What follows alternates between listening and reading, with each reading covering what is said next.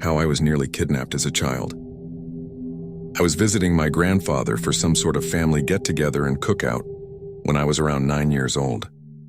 This took place so long ago it is difficult to remember some details. My grandfather lives a few states away from us and is about a 2-hour drive from our home. My father and I drove up, saw our family, and had a great time. For a bit of background, my grandpa lives in a very small town. I believe it's actually considered a village. So small that everyone knows one another. My father and his brothers all grew up in this town and are very familiar with it. So, once the function was over and we were ready to head home, we stopped at one of the local gas stations to fuel up for the 2-hour drive back home. As we were walking into the gas station to get some beverages for the road, I immediately clocked this guy who was walking out as we were walking in. I still remember exactly what he looked like. He was about 5'10", same height as my dad, had shaggy hair and a 5 o'clock shadow, was wearing a white tank top and black basketball shorts, and bright red sneakers. My dad and I walked past him and into the gas station, and I noticed a display with light-up fidget spinners up front by the register. This was during the fidget spinner craze. It was only $3, so I asked my dad if I could have one. Trying to teach me the principle of working for the things you want, my dad told me that if I went out to the car and cleaned out all the trash, a few empty water bottles and candy wrappers, he would get me one. It would only be a 30-second task, so I jumped on the offer. I agreed and went to walk out to the car while he grabbed our snacks and drinks. As soon as I stepped outside of the gas station and the door closed behind me, a navy blue minivan pulled up driven by the same man I had seen while we were walking in, and he stopped right in front of me with his window rolled down. I assumed he had stopped so that I could cross the little driveway area to get to my car, and I wanted to be polite, so I waved him along, indicating that he could cross first. He then used his pointer finger to gesture towards me, telling me to come to him. Being young and wanting to assume the best, I thought he was still waving me across. So I said out loud, "Oh no, it's okay, you go ahead," and waved him along once more. That's when he said, "No, come here," and began opening his car door. That's when I realized he was trying to get me to get in his car.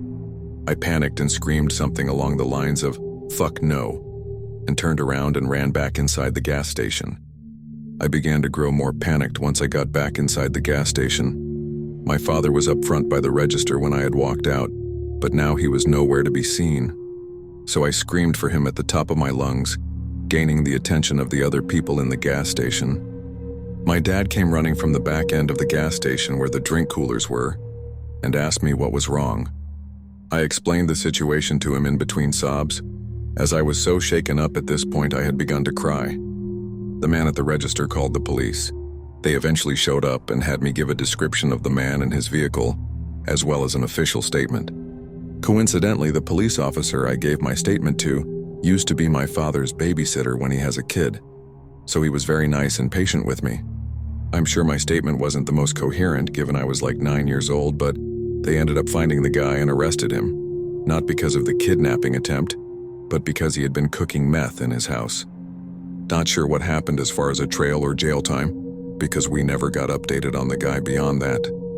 This happened so long ago, and we sometimes still stop at this gas station when coming back from family functions at my grandfather's house, and I still get anxious whenever I go in there. My baby's monitor showed me something I can't explain. I think it followed us. We moved into a new house last week. It's a quiet place near a lake with tall trees and fresh air. Everything we'd dreamed of after the nightmare that was our old home. I was so relieved. That old place had such a heavy negative energy, especially during my pregnancy. I never talked much about it, not even to my husband. I didn't want to sound paranoid or hormonal. But at night, while I was pregnant, I constantly felt like I was being watched. Not just the usual anxiety, I mean a deep, cold presence. And the dreams. There was one that kept coming back. A woman with a long black hair and pale skin, standing in the corner of our bedroom just watching me. She never moved, never spoke, just stared. I'd wake up panicked, heart racing. But by morning, it always felt fuzzy, like a half-remembered fog. When we moved, I was hopeful. The new house felt calm, peaceful, even healing. For the first time in months, I was able to sleep without fear. until a few nights ago. It was around 2 or 3 a.m. when I heard my baby crying through the monitor. I was so tired I didn't even think.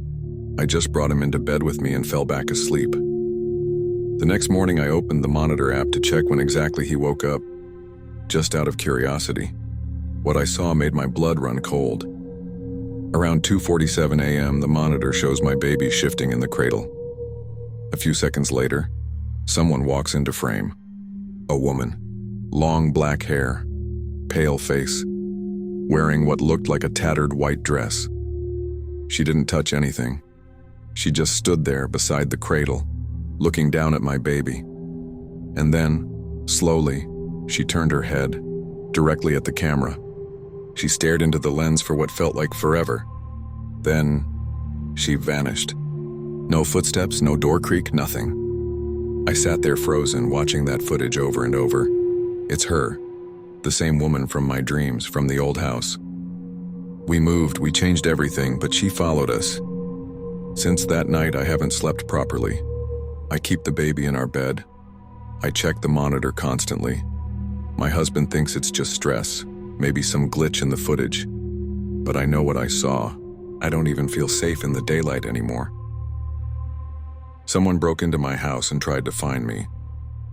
A few years ago, I was renting a house in Northern California. The neighborhood was just outside the suburbs. It seemed like the perfect balance of having space and having nice neighbors, close enough not to feel isolated.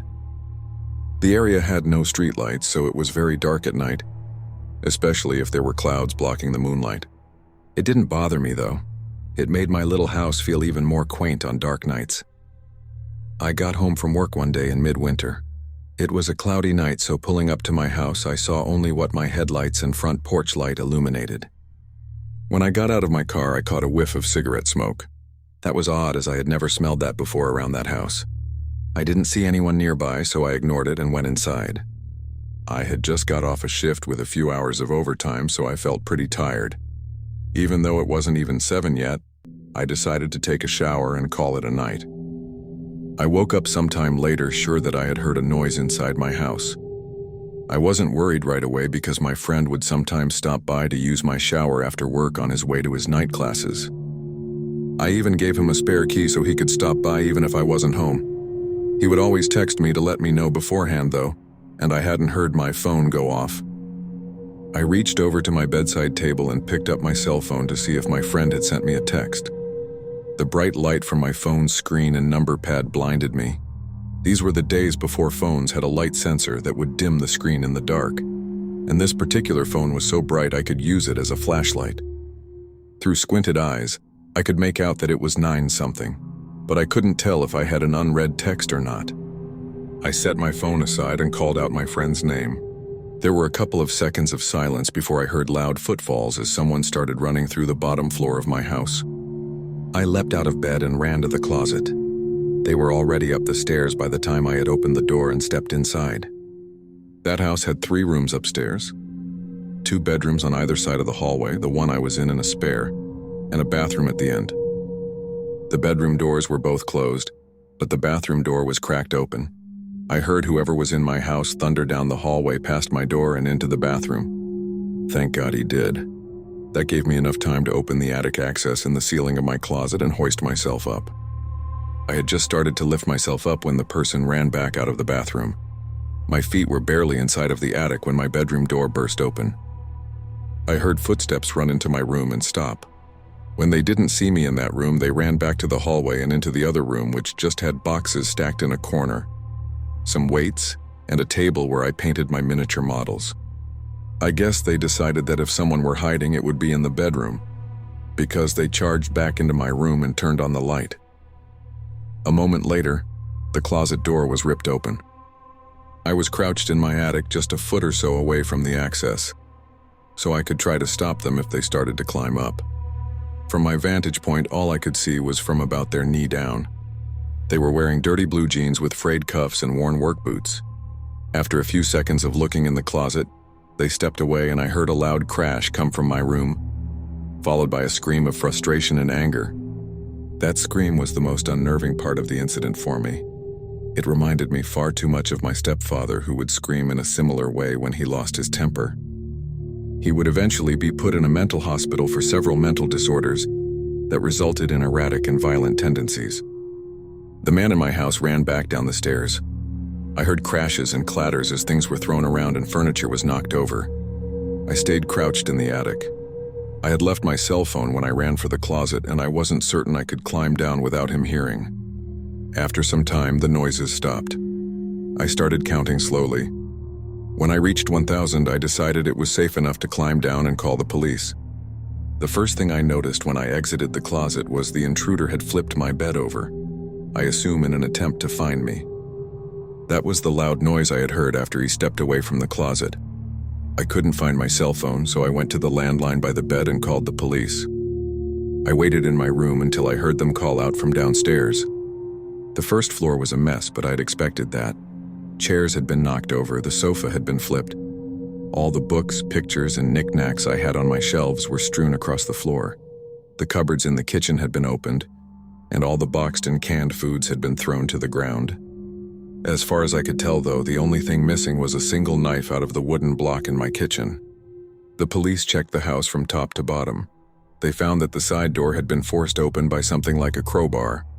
They also found a few cigarette butts along my fence line, along with some foil and an empty pen tube, which the police said people often use to smoke meth, so they think he had been watching my house for a while.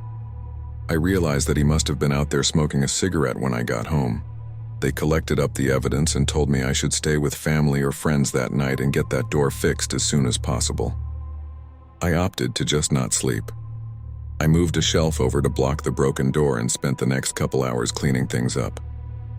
I would often go to the window with a flashlight and shine it along the fence line where the police found the cigarette butts and foil, but I didn't see anything. The next day I called to have the door fixed and motion lights installed at the back and sides of my house. I ran a phone cable up into the attic and added a landline. I never wanted to be stuck up there without a phone again. Nothing else happened at that house, though.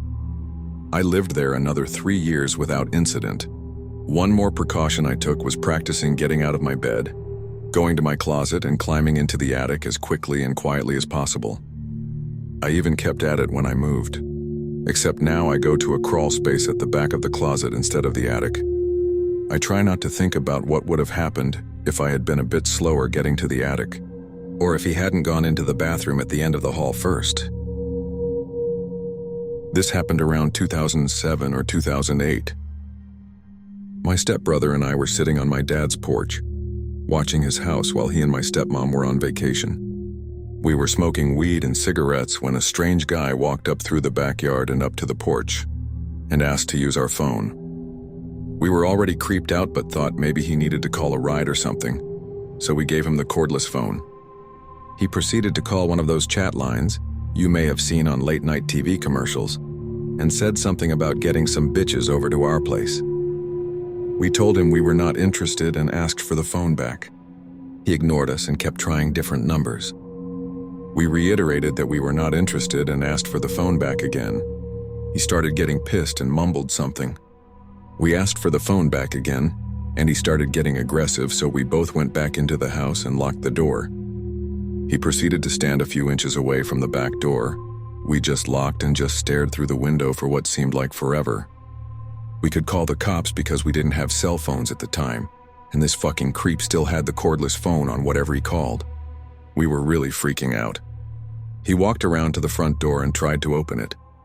Thankfully, about 15 or 20 minutes later, he left. We still waited hours until we went outside again. It may have been light outside before we went out. I don't remember that part so much. The cordless phone was on the front porch, and I think of this incident every time I'm on that porch.